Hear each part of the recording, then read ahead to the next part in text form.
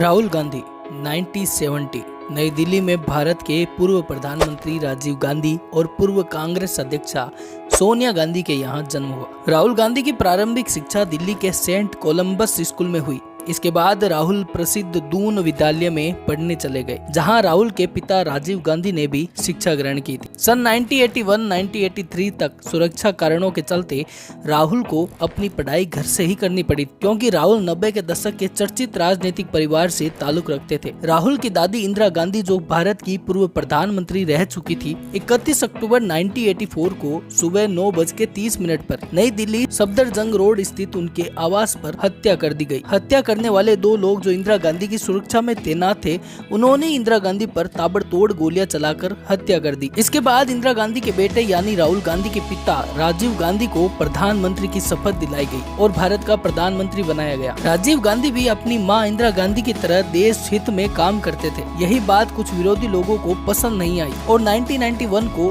तमिलनाडु की एक सभा के दौरान सुबह करीब 10 बजे एक महिला राजीव गांधी के पाँव छूने के लिए जैसे ही झुकी, उसके शरीर में लगा RDX फट गया और राजीव गांधी की मौत हो गई। उस समय राहुल गांधी सिर्फ 21 साल के थे और 1994 को हार्वर्ड विश्वविद्यालय के रोलिंग कॉलेज फ्लोरिडा से बैचलर ऑफ आर्ट्स में डिग्री हासिल करके भारत आए थे। राहुल के सामने बड़ी चुनौतियां थी। पहली कि अपनी निजी जिंदगी को भूलकर देश हित में काम करे और दूसरा अपने आप को इतना सक्षम बनाना कि वह भारत जैसे देश का प्रतिनिधित्व कर सके। तभी से राहुल ने अपने आप को पूरी तरह राजनीति में झोंक दिया और 2012 से लेकर अब तक अपनी विरोधी राजनीतिक पार्टियों का डटकर सामना किया। राहुल चाहते तो अपने जीवन की शुरुआत नई सिरे से करके भारत से बाहर सेटल हो सकते थे, लेकिन राहुल ने एक ऐसा जीवन चुना जिस जीवन से उनकी दादी और पिता राजीव गांधी ने हाथ धोया था और राहुल ने इन सब बातों की परवाह न करते हुए राजनीति को ही चुना। आज के समय में राहुल कांग्रेस पार्टी के दिग्गज नेता है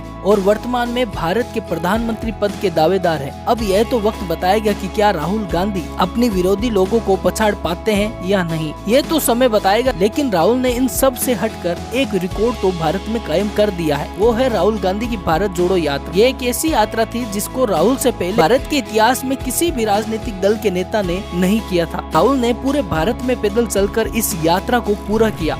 तो कन्याकुमारी से शुरू हुई और श्रीनगर जाकर समाप्त हुई। राहुल ने इस यात्रा में पैदल चलकर 3570 किलोमीटर का लंबा सफर तय किया और यह यात्रा नॉन स्टॉप थी।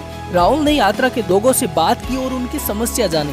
भारत जोड़ो यात्रा को समाप्त होने में 150 दिन लग गए। यात्रा समाप्त हो जाने के बाद राहुल संसद भवन लोगों की समस्या लेकर पहुंचे, जो यात्रा के दौरान भारत के लोगों ने राहुल को बताया था। कांग्रेस पार्टी के नेताओं ने विपक्षी दल के नेताओं पर यह आरोप लगाया था कि सोशल मीडिया में गलत तरीके से कांग्रेस के दिग्गज नेता राहुल गांधी की इमेज खराब किया जा रहा है। जांच होने पर यह भी सामने आया कि सिर्फ 3 मिलियन से भी ज्यादा रुपए राहुल गांधी की इमेज खराब करने में खर्च किए गए थे। इन सब के बावजूद भी राहुल गांधी भ्रामकता में फैले हुए लोगों से मुस्कुराकर मिलते हैं और उन्हें गले लगाते हैं। शायद इसी व्यवहार के चलते भारत के लोग राहुल गांधी को एक दृढ़ नेता मानना चालू हो गए। ये सब हो पाया राहुल के अथक प्रयास और सच्ची देशभक्ति के कारण।